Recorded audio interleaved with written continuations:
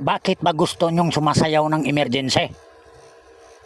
Ipangit naman ng tugtog na yan.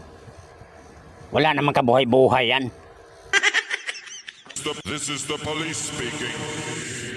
This club is closed forever.